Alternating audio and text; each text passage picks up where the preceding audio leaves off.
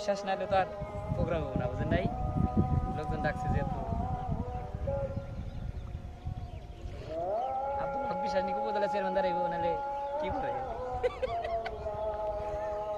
আমার হলো 4,000 লোক দরকার। আমার 2টা ওয়ার্ডের লোকজন 4,000 লোক দরকার হলে একটা সময় সবকিছু করা সম্ভব।